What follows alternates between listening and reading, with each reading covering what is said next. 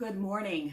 It is Linda Stacy of Living Blueprints, and today I'm going to talk about habits, something that I don't feel I have a lot of good ones these days. So I'm going to talk about a lot of things that have to do with habits. And as always, if you are watching on Facebook and YouTube, love it if you would like the video, and on YouTube, subscribe to the channel. That would be awesome. Just a second to say that anything that I'm doing here or whenever I'm out like consuming information, I'm often treating things kind of as a buffet and like picking the things that make sense for my life and what's going on at a given time, and not necessarily feeling like I'm not getting the full experience if I don't take it all in, and not rejecting everything if I don't like a certain part of it. So that would be my recommendation for anything that I say here in this space as well. Another thing about I forgot what I was going to say. I was going to say something else about the buffet effect and how to kind of I know what I was going to say. I was going to say that, in marketing, they talk about how you have to be exposed to something a certain number of times before you even consider it as something that you would need or want to buy, and the people in advertising know a lot about this, right? So, it happens for us in regular life too. And I think that there are times when I'll be exposed to something for the first time. Someone mentions something, I see it at the conference, and, it doesn't really mean anything, but, you kind of need that first time in order to then have something else kind of meet with it and and you begin to think about it in a different way. So again, I feel like any of this type of content could just even get you thinking about something, or maybe it doesn't impact you now, but it could have an effect way down the line. Anyway, that was just a few things about the buffet effect with, or the buffet option, I would say, when it comes to information. So as far as habits are concerned, I think that the reason we want to create habits, if we want to create habits, is that you believe that the effects of the habit are going to have, the effects of doing it, consistently are going to have a positive effect in your life. And, how do you go about that? And I think that a lot of people, me for sure, in the past, you get tripped up when you feel like you're not doing something super consistently, and then, you kind of have this negative self-talk about how you haven't done it well enough, and then you kind of give up the entire effort. And sometimes I feel like we're judging ourselves on, I don't want to say the wrong thing, but yeah, I am kind of saying the wrong thing. I feel like if we adjust how we judge how well it's going, it can really change everything. Again, I said before, I feel like I don't have very many awesome habits going on right now in this quarantine COVID world. Although I will say getting on here every Tuesday and Thursday is a good habit for me to be in. It forces me to put certain things into place. So again, why even create a habit, right? Usually you could create a habit in order to support something that you want to improve in your life, right? And I talked about these categories that you may or may not want to improve.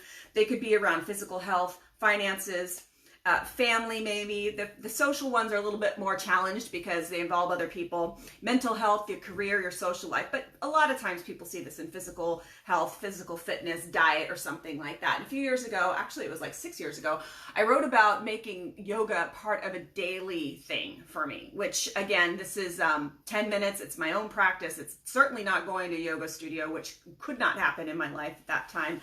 But I just wanted to see if it could work. So my ideas around habits are really, how can you just experiment with it? And if you are going to do an experiment, I think you need to give it like 30 days. I think, doing like 5 days or 7 days, it's not long enough to see if the thing is actually benefiting you enough. For example, with food, sometimes it can take 5 days before you stop feeling like crap because you've taken something out of your diet, like sugar or alcohol or something like that. I mean, I have gone off sugar a couple times in my life, and some people only go 3 days. Some people it takes 5 days, and you feel awful. And you know what makes it feel better if you're in that third day? Sugar. That will make it feel better. You kind of have to get through that. So you can't judge things too quickly. So that's one of the things. If you really want to have a habit, support something awesome, I think you need to give it like 30 days. But again, you also don't just give up on the 5th day. If something goes snafu, you just learn from it. What do you need to change in order that might not happen the next time? So years ago when I was doing the yoga experiment, I blogged about it, and I'm going to kind of refer to that blog and then I can post it later. But, you got to think about why you want it to happen, right? And decide that it's worth it, right? So I thought that the reasons that I wanted to do it were I wanted yoga to help center me, give me a little time for my space in my head, little time for space in my head. Some amount of strength and limberness, flexibility, right? Help me maintain a better attitude. And I think that overall, my body, when I feel better, my body feels better. It actually affects my attitude, right?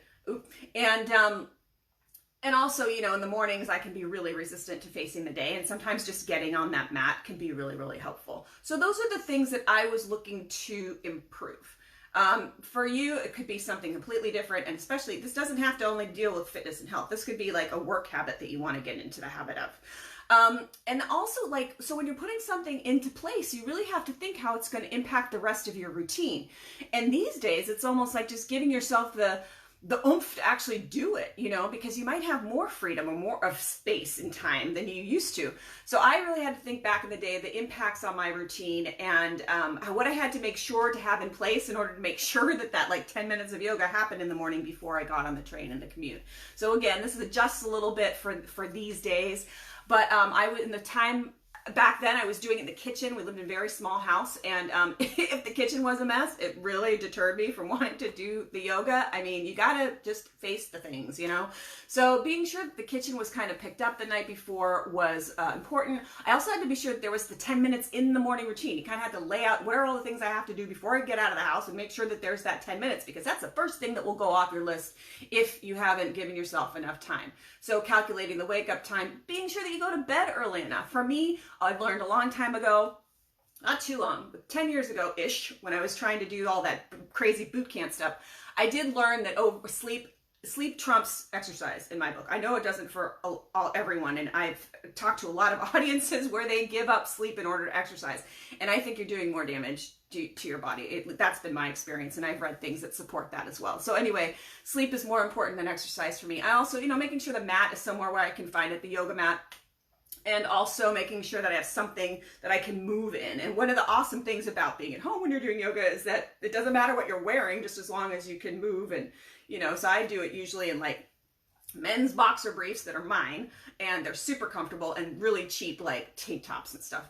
And then things I wanted to observe over time. I think it's important to collect some kind of data. And again, like I said before, I don't think the data should be around, did I do it every day for 30 days in a row? Because things are going to come up and you're going to learn from those things. So the thing I was looking for, do I actually feel better? Do I feel any stronger? Do I feel more flexible? Does my back hurt? You know, I don't know, about 30% of the time I have like lower back things and it gets out. And the more I do the yoga consistently, the less that's an issue for me. You know, how does it feel when I walk in the morning, when I get in Boston? Again, this isn't happening right now. And again, my attitude, that was a big one. How is my attitude affected by this? So these are the things that I wanted to kind of pay attention to as the month went on. And I did, and it ended up being really good. And I have to say, it did take 5 or 6 days for me to start feeling better about it. My body had to kind of get used to this new regular movement. But by the 30th day, I realized it was worth it. Now it is literally 6 years later. I don't do it every day, I'm going to be completely honest, but I would say that I'm doing it at least 4 times a week. And I think that's important, especially as I get older. I mean, I think I want to continue to be able to move. And I've been reading a lot lately, you know, the reasons that women in particular will break hips as they get older is because you lose your balance. You know, you just lose that kind of reaction time. And so the more that I can, you know, build strength and keep the balance going, I think it's all good. So these are just a few things around how to build a habit. If you want to build a habit, I really think you have to think about the things you need in place in order to be successful, and you need to observe. And if day one goes kind of poorly and you realize, I didn't consider X, Y, and Z fully enough, you just make note of it and you adjust as the time goes by, and you observe and you take some notes. And you don't judge it until 30 days have gone by. That would be my my suggestion. I think with a lot of things, we're too quick to judge, and then it becomes a negative self-talk thing. Some of us are very aware of our negative self-talk, some of us not so much, but I think we all have a tendency to go there. So just know that we're all works in progress, and there's always more, better, cooler things to achieve and to work towards. And you know, another thing is it doesn't feel good every day. Any of these things, anything that you're doing on a consistent basis, the habit doesn't take away that some days you don't feel like doing it, or some days it doesn't feel good. I mean, the times when I was running, there were days when it felt awesome, and there were days where it felt like crap. And and there was a lot of negative, like, well, maybe I shouldn't be doing this, or maybe I'm doing it wrong, or what did I do last night that messed this all up? And not everything feels great all the time. It doesn't mean though that we shouldn't actually maybe give it some effort. So I encourage, do an experiment with something and see how it goes. If there's anything you want to improve. Again, the categories here I have are the physical health, finances, family, and with physical, I'd say diet and physical. They're separate things, and I feel like it can be a lot to try to work on both of those at the same time. This should really be a baby step type of approach. I have things around mental health, but you could just say, downtime, or being sure that you're doing restorative type of, or regular type of thing to give yourself some mind space.